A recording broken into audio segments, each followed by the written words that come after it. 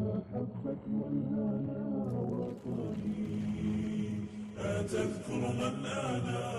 ونعوذ بالله من شرور أنفسنا ومن سيئات أعمالنا إنه من يهده الله فلا مضل له ومن يضلله فلا هادي له أشهد أن لا إله إلا الله وحده لا شريك له وأشهد أن محمدا عبد الله ورسوله وصفيه من خلقه وخليله أدى الأمانة ونصح الأمة فكشف الله به الغمة وجاهد في الله حق جهاده حتى أتاه اليقين فصلوات الله وسلامه عليه ومن تبعه بإحسان إلى يوم الدين. يا أيها الذين آمنوا اتقوا الله حق تقاته ولا تموتن إلا وأنتم مسلمون. يا أيها الناس اتقوا ربكم الذي خلقكم من نفس واحدة وخلق منها زوجها وبث منهما رجالا كثيرا ونساء واتقوا الله الذي تساءلون به والأرحام إن الله كان عليكم رقيبا. يا أيها الذين آمنوا اتقوا الله وقولوا قولا سديدا يصلح لكم أعمالكم ويغفر لكم ذنوبكم ومن يطع الله ورسوله فقد فاز فوزا عظيما.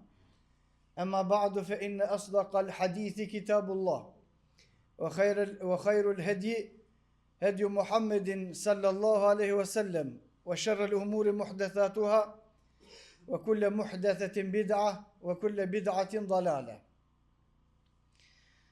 Të ndershëm besimtar, falënderimi takon Allahut subhanahu wa taala.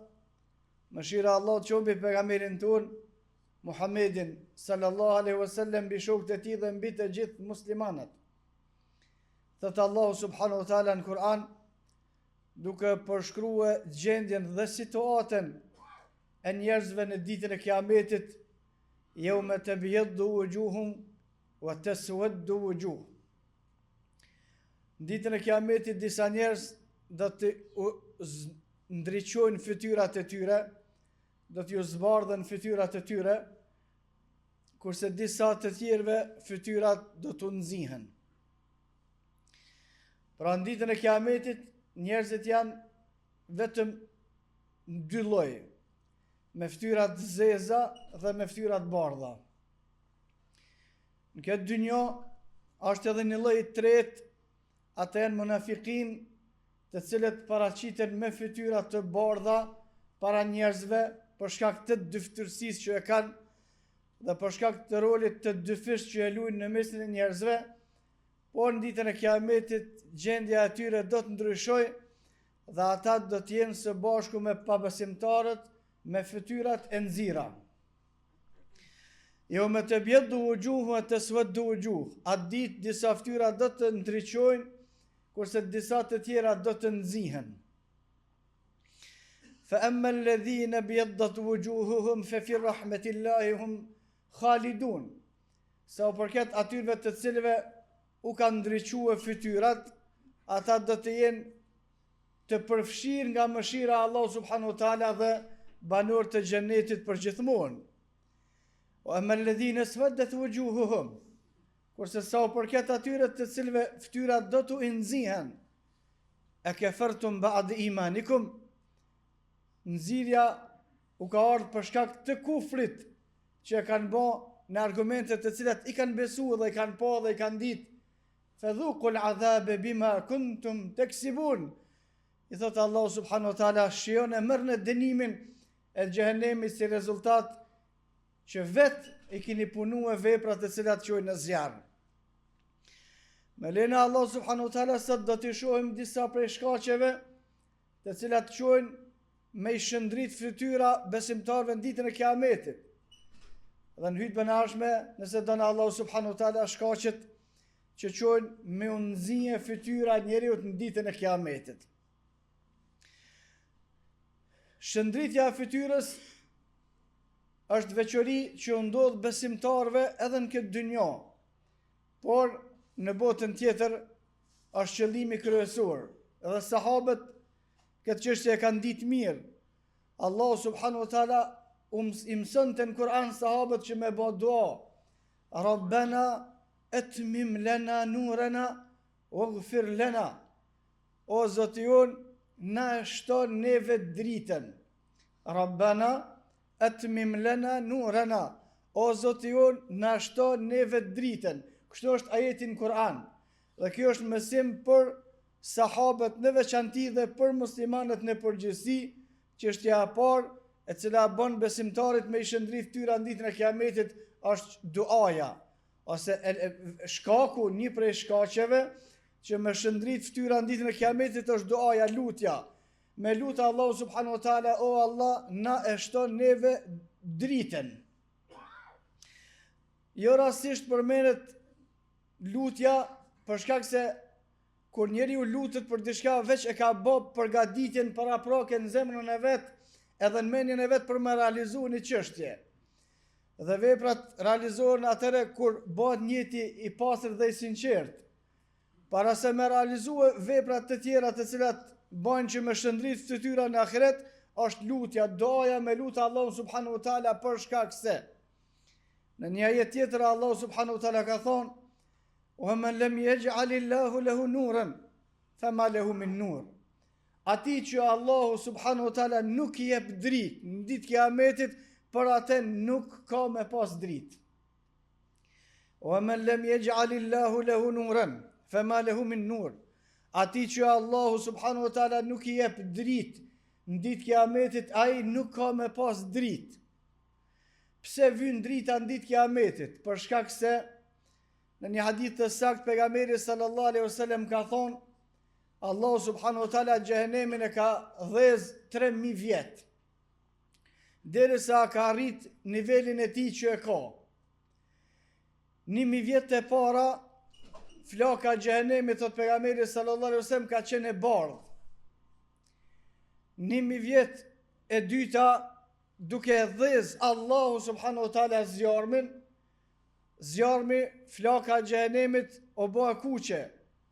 Dhe 1000 vjet e treta, thot pejgamberi sallallahu alaihi wasallam, kur e ka dhëz Allahu xhehenemin, flaka e tij u bëa zez.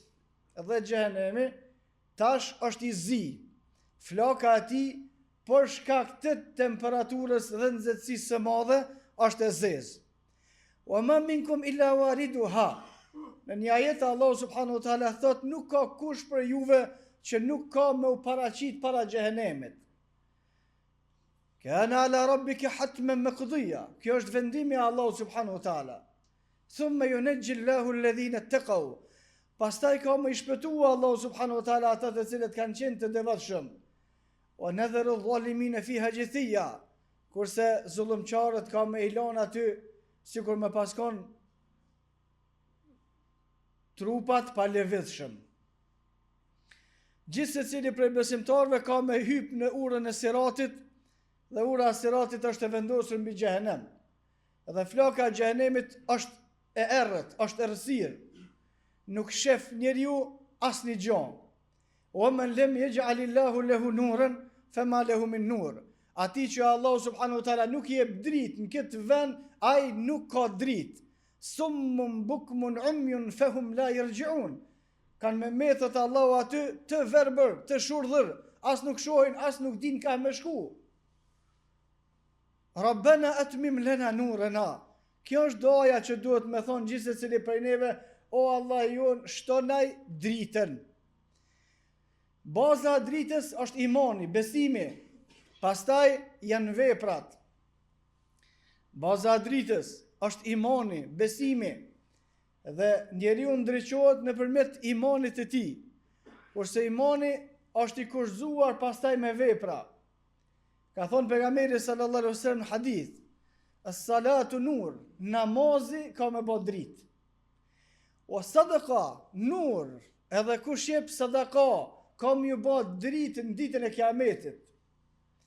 Në hadith tjetër të saktë pejgamberi sallallahu alaihi wasallam ka thonë edhe abdesi, gjurmët e abdesit, pjesët të cilat pastrohen me ujë për abdes në këtë dynjë, kanë me shëndrit, me bë dritë në ditën e Kiametit.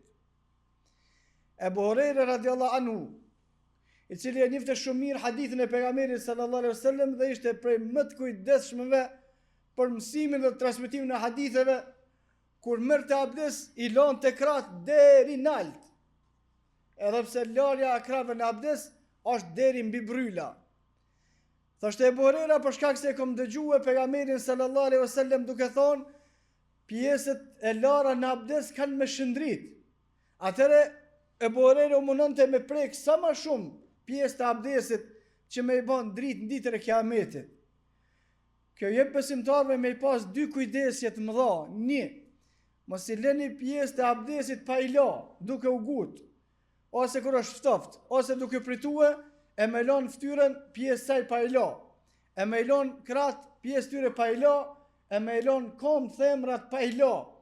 Pejgamberi sallallahu alaihi wasallam në hadith të saktë ka thonë: "Wailul lil atabati minan nar." Mirë për ato themra të cilat nuk pastrohen mirë gjatë abdesit, se Allah subhanahu wa taala ka me shtjen zjarr. Kuptimi i sahabëve rreth fjalës pejgamberit sallallahu alaihi wasallam te abdesi nuk ka qenë me u gut me marr abdes sa më shpejt. Nuk ka qenë me shkuar në limitet e mundura sa mundet me i pastruar njeriu pjesë, por i kanë pastruar pjesë derisa e kanë kaluar limitin me dëshirën dhe qëllimin e tyre që pjesët e tyre më u bëhen dritë në ditën e Kiametit. Ai që lexon Kur'an ka më u shëndrit në ditën e Kiametit. Ai që bën vepra të mira të cilat i ka urdhëruar, i ka kërkuar Allahu subhanahu wa taala dhe i ka urdhëruar pejgamberi sallallahu alaihi wasallam, ka me pas dritë në ditën e Kiametit. Edhe ai cili largohet prej asaj që Allahu subhanahu wa taala ka ndaluar dhe pejgamberi sallallahu alaihi wasallam e ka ndaluar, ai ka me pas dritë në ditën e Kiametit, ditën kur drita u takon vetëm atyre të cilëve u jep Allahu subhanahu wa taala dritë. Por edhe në këtë ditë disa prej munafikëve ose ata të cilët e kanë mësuar veten e tyre me bë dyftërsi, kanë me shkuar në ditën e Kiametit pas dritës së muslimanëve. Në hadithin e saktë pejgamberi sallallahu alaihi wasallam ka thonë, muslimanëve u bën dritë veprat e mira e pjesët e abdesit dhe ecin. Kur disa munafik të ardhë mas muslimanëve me hecë edhe ata. Nuk hecet mas dritës së huj. O me lem yaj'alillahu lahu nuran fama lahu min nur. Nëse s'ke pas dritë tonën, s'ke me pas dritë.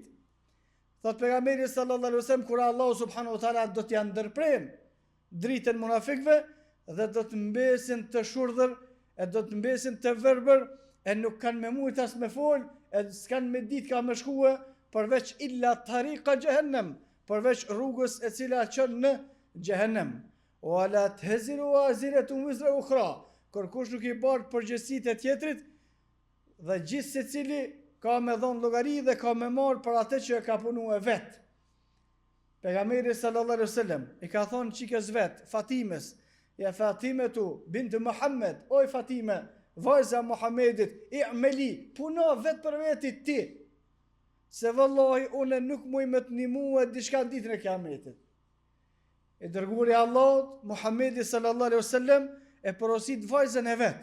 Bënë namazin ti vet, jep sadaka për vetit ti vet, merr abdesin mirë që shmirat ti vet, bën agjërimin vet, bëni punë të mira vet, për shkak se nëse nuk i kryen këto, nuk mundesh me u thirr në emër të asaj që e ke pas bab Muhammedin sallallahu alaihi wasallam.